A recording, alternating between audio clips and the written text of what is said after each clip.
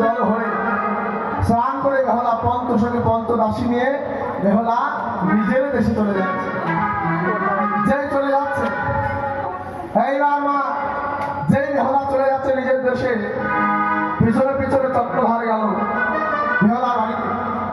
বেহলা যেই বাড়ির ভেতরে ঢুকে গিয়েছে, ঘটক মশাই সেই বাড়িতে গিয়ে বলছে, রাজা মশাই একবার ঘরের বাইরে আসো। সঙ্গে সঙ্গে চলতে চলতে বেহলার বাবা বাইরে এসেছে। সে বলছে, কি ব্যাপার? বলে যে আগামীকাল তোমার মেয়েকে দেখে গেছিলাম, আমার দেখা তো বিয়ে হবে না, এই দেখো ছেলে। আর দেখো ছেলে বাবা, তোমার মেয়েটাকে দেখাও। সঙ্গে সঙ্গে বেহলার মা অবেলা সুন্দরী ঘরের থেকে ছুটতে ছুটতে সে বলছে, না, ওই সাপে কাটার ঘরে আমার মেয়েকে বিয়ে দেবো না। কেন জানো? ওর আগে ছখানা ছেলে ছিল, তারা সর্বর অংশে চলে গেছে।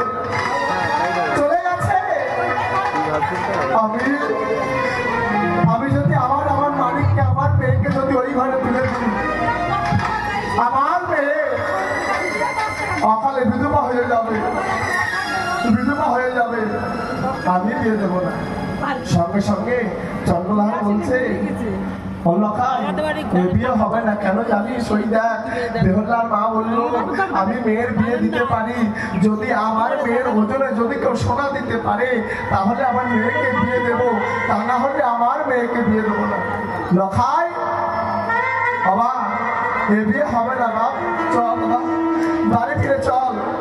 সঙ্গে সঙ্গে লখাইয়ের হাতখানা ধরে চন্দ্রধার চলে যাচ্ছে। রাস্তায় যে উঠেছে, বেহলা ঘরের থেকে ছুটতে ছুটতে গিয়ে দুহাত তুলে দাঁড়িয়েছে, পিতা পিতা তুমি আমাকে নিয়ে যাবে না পিতা? সঙ্গে সঙ্গে চন্দ্রধার বলছে, মা বেহলা, মা তোকে যে আমি নিয়ে যাবো মা, ওই দেখ তোর মা যে যাবি করলো যে তোর জন্য সোনা দিতে হবে। ও মা, আমি এত সোনা কোথায় পাবো মা, কোথায় পাবো? সঙ্গে সঙ্গে বেহলা বলছে, পিতা তুমি কেঁদো না, তুমি দুঃখ করো না, তোমার ছেলের গলায় যে তোমার